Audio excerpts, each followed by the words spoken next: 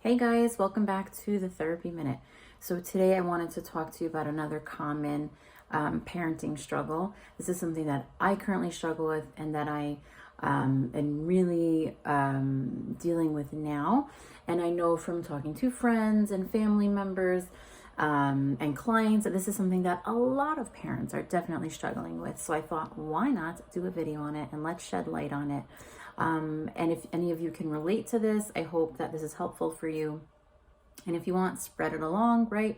Like, subscribe, and share so that other people can hopefully get some help.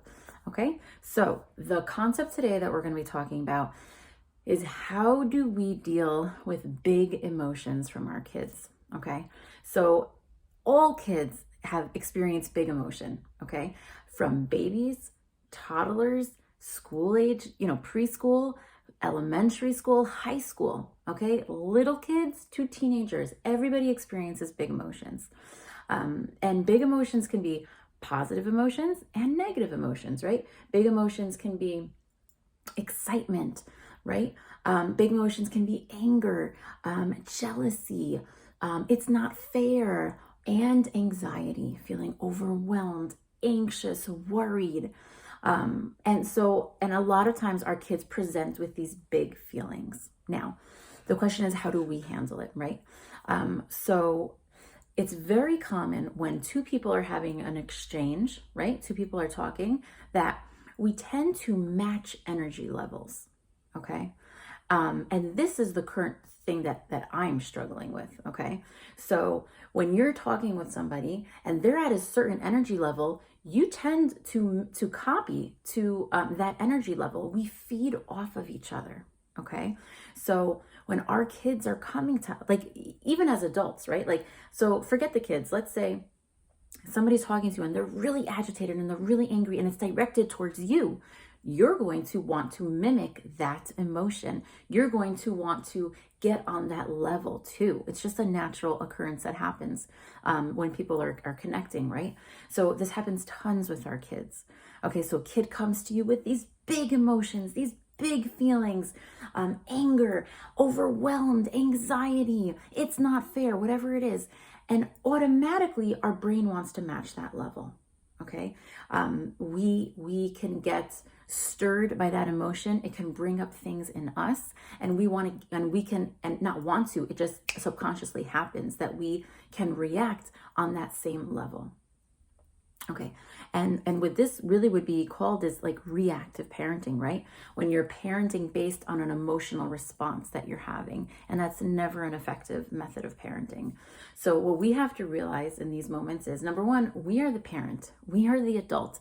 I don't care if they're teenagers or they're babies, it doesn't matter. We are the adults here. We have to remember to remain in control and to not match their level that they're at, which is very hard. Okay, so how do we go about doing that, right? How do we not match our kids' level? And how do we deal with their big feelings without it affecting us as well? Very tough, okay? So I think, what's really helpful is like a two-step process. Number one is we have to be aware. We, as the parents, have to be very present with ourselves. We have to know how we're feeling, what we're doing, what we're saying, how we're acting.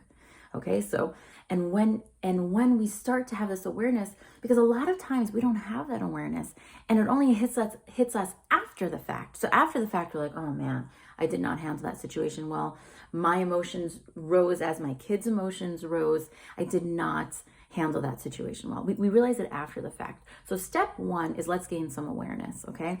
And how do we gain awareness? Is by being present, by being aware of our body, our sensations, our feelings, and our tone, okay? So that step one is so crucial. We have to be aware of what's going on for us, in us.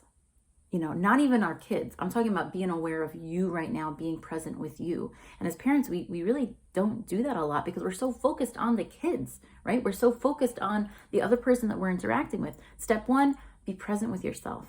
Notice the signs in yourself that you're getting overwhelmed, that you're getting anxious, that you're getting that you're getting overstimulated, and we need, right? So let's be aware of that, number one. And then number two, we've got to calm ourselves down. Okay, so that could be, a myriad of things, and you have to find what works for you.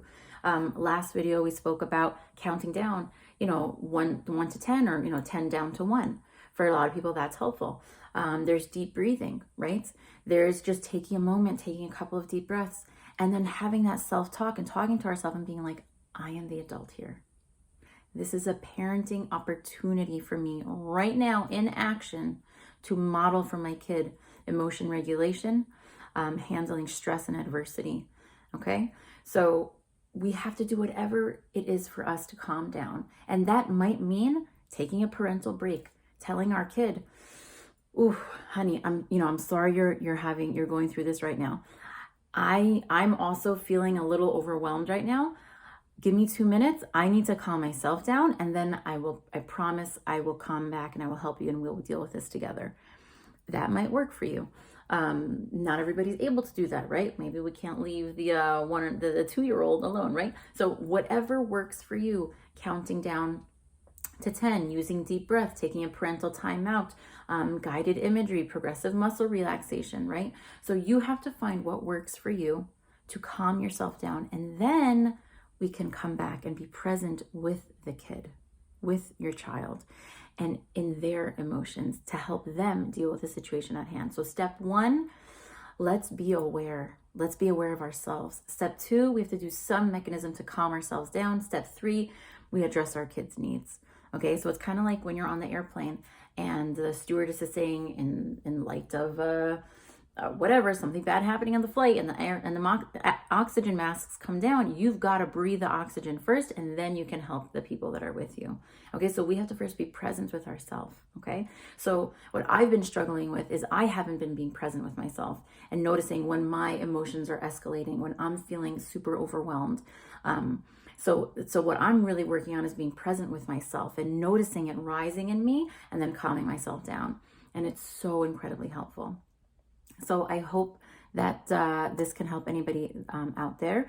And if you have any cool tips and techniques of how you handle big emotions in your kids without matching their level, right? Please write in the comments so that we can all learn from what works for you. All right, stay tuned, and we'll check in next time. Take care.